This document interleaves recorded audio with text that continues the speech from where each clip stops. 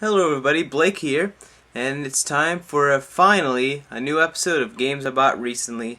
I think it's episode 22, so let's not waste any time. There's plenty of games to go through, many months of games.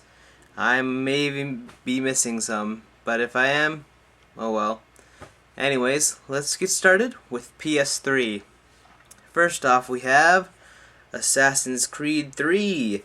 This game, I have never played any of the other Assassin's Creed games, so this is my first one. I have beaten it, and it was pretty good. It wasn't fantastic or anything, but I actually managed to get this for about $7 when it was still selling for about $40, so I was pretty lucky there. Next up we have Call of Duty 4 Modern Warfare.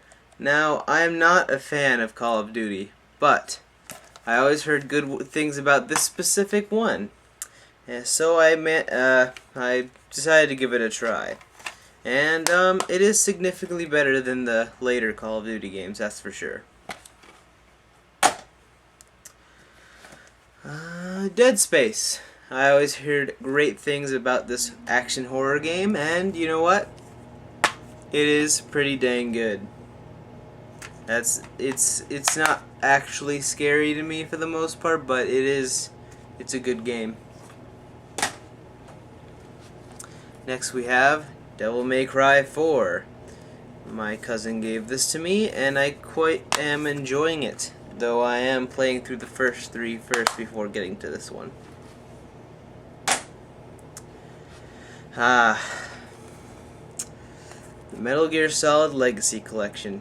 This, if you haven't played the series yet, this is a great collection to get, because it comes with Metal Gear 2 Solid Snake, Metal Gear Solid VR Missions, Metal Gear Solid 2 Sons of Liberty, Metal Gear Solid 3 Snake Eater, and Metal Gear Solid 4 Guns of the Patriots, and Metal Gear Solid Peace Walker.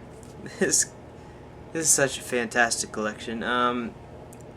It's not the best collection as far as collections go, as far as presentation goes. It's pretty much just 2 discs and a booklet in here. One of them's the HD collection that was already released, and one of them's Metal Gear Solid 4. But this series, I adore it now. I never played it really beforehand, but now I just love it. It's one of my favorite series ever. I've played through all of them except for Peace Walker so far. Alright, let's see. Singularity. This is a fantastic game. Published by Activision. I did not think at first that this could be a great game, but it is. If you want a really unique first-person shooter, check this one out. It has time-bending mechanics. I don't want to spoil too much, but just trust me. Look up some gameplay. This is a really unique first-person shooter. And finally for PS3 we have Uncharted 3, Drake's Deception. I love this series, and this was a very good game. I would probably put it as my second favorite Uncharted that I've played, with 2 being the best. Alright, let's see. Next up we have one Xbox 360 game, and that would be Project Gotham Racing 3. I found it for a really cheap price, so I said, what the heck, I'll get it, and it's a pretty solid racer. Next we have original Xbox, and the only game I got, this is before I got the collection when I was planning to just get the game separately, but then I saw that was coming out. But I got Metal Gear Solid 2 Substance on Xbox. This is my least favorite of the main Metal Gear Solid games, but that's not saying much because I still love this game. Next we have PlayStation 2. First off, we have Devil May Cry. So far this is the only Devil May Cry game I've beaten. I am currently going through them, but the Metal Gear Solid collection distracted me from them. It is a very good game. The only criticism I could give it is the repetitive bosses, but it's really one of the first games of its type, and it's really good. Next we have Devil May Cry 2. I started up this one. I can see already why people think it's lame in the original. It's the lamest in the series. It's a little more bland so far, at least, but it still seems pretty good. Next we have, well, finally of the Devil May Cry series, we have Devil May Cry 3, Dante's Awakening Special Edition. I haven't played this yet, but I intend to after I beat the second one. And I often hear it's the best one, so I'm looking forward to it. Alright, next we have a Black Label Kingdom Hearts 2. Now I've been looking out for this for a good price because I love Kingdom Hearts 2 a lot, even more than Kingdom Hearts 1. And what I previously had was this. The lame greatest hits not shiny version. But I found this version for very cheap. And this usually goes for a good amount more than the greatest hits version, so I'm glad I managed to find that. Kingdom Hearts 2 Black Label. Alright. And finally for PS2, Prince of Persia Warrior Within. I haven't even beat Sands of Time yet because it's very difficult, but I'll eventually get to trying this out. Next we have Dreamcast. One game, Sega Rally 2. Sega Rally Championship 2. I haven't gotten this game to work on my Dreamcast yet. I don't know, it doesn't seem that scratched up, but I think my Dreamcast might have disc reading problems, which is annoying, but whatever. Hopefully I can get it to work eventually. Yep. Next we have Saturn, Sega Saturn, and that includes Mr. Bones. This game is pretty rare. It's not one of the rarest, but it's pretty rare. And I found it at a flea market for $2.50. It's a 2-disc game. There's one disc, and on this other thing there's another disc. It seems like a really interesting platformer. Really strange, but really cool. Lots of variety. Well made.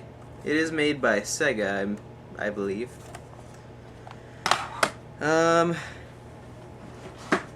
Next we have Astal. Now this one I did not pay cheap flea market price for. I actually paid full price, which I won't say what that is, but it's worth it. This game is a very good platformer, beautiful game, and just very well made. I do think it's a little style over substance, but still worth picking up and worth playing. Though it is odd, the lack of the title on the side. Sega, how could you mess that up? Anyways. Next, we have the very exciting, very legendary NHL All-Star Hockey 98. Now you might be wondering, why would you buy a game such as this? Well, one, it's made by Sega, and two, it has all of the inserts. All of the classic inserts are in here, and I am a really big Sega Saturn buff, and that just really excited me, so I just collect almost anything for Sega Saturn, no matter if I'm interested in the game or not. As long as the price is cheap enough, I'm not gonna waste tons of money on a game I don't like. And finally for Saturn, SimCity 2000. I popped this in for a while, and it was very boring, but it's another Saturn game. I like collecting Saturn games. It's just not quite my type of game. I won't knock it off for, you know, not being quite what I like. But anyways, PlayStation is next, the original PlayStation, and we have Jet Moto 2. I bought this game because it was a game I played in my childhood, but only once, and I wanted to experience it again. Next we have the Chicken. Now This is a game I really grew up with. It was a game I owned, and I wanted to own it again. And it's just so weird. It's not well made, but it's not bad either. It's okay. It's very odd. Look up gameplay if you want. It's just weird. Alright, next we have Parasite Eve, the legendary Square RPG. And I've played some of it. It seems really good. It's lacking the demo disc though, but whatever. As long as it has all the main discs, that's good. Why am I tripping over my words? I don't know. Okay, let's see. Next we have Genesis Altered Beast. This is the only game I've gotten for Genesis recently. No manual. Just came with a bunch of other stuff. You probably know what Altered Beast is. Next we have Super Nintendo. I've gotten some pretty great games for the Super Nintendo recently. Like Artie Lightfoot. This is an underrated platformer for the Super Nintendo. It's not perfect, but it's well designed, really fun, great music, great graphics, fun gameplay, and not much else to say, except give this underrated classic a look if you find it. And the legendary, The Legend of Zelda, not Ocarina of Time, A Link to the Past. This is my second favorite Zelda game, and for good reason. It's really good. And Super R-Type, one of those early Super Nintendo shooters. And it's pretty good, devilishly hard, but it's pretty good. I don't know if it's as good as, say, Gradius 3, but it's pretty dang good. And a Soul NES game. That's not even that great, but I bought it for really cheap. Section Z. This game's not that good. It's a really repetitive shooter. It's no Life Force, that's for sure. But it looks to be signed by someone. Maybe it's someone who worked on the game. Who knows? Anyways, and finally some portable games. There's 3 of them. First for 3DS, Fire Emblem Awakening. Oh my gosh, this game is so good. I have never played a Fire Emblem game before this, but oh no, yeah, I did. Sacred Stones, which is also very good. Yeah, and but this game even exceeds that. This is an amazingly fantastic strategy RPG, and just the characters, the world, the gameplay, everything is near perfect in this game. Please give it a look if you haven't yet. In 2 DS games, WarioWare Touched. WarioWare's fun, crazy, and I love the game, so I got this one. And finally, the legendary DS RPG, The World Ends With You. I need to play this more, I'll admit. I've gotten distracted by a lot of other games, but I do look forward to delving into this one.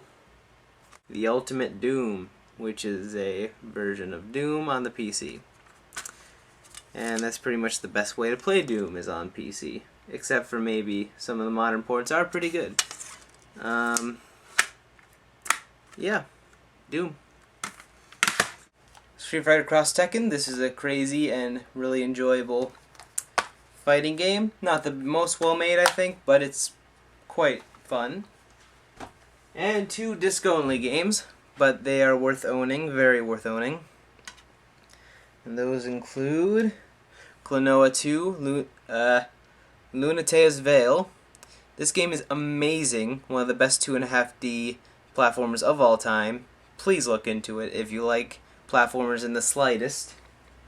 And Persona 4. I've heard legendary things about this, haven't played it much yet, but I do plan on playing it more. Also Skate 3, it's not that great. Cousin also gave this to me. It's not that great.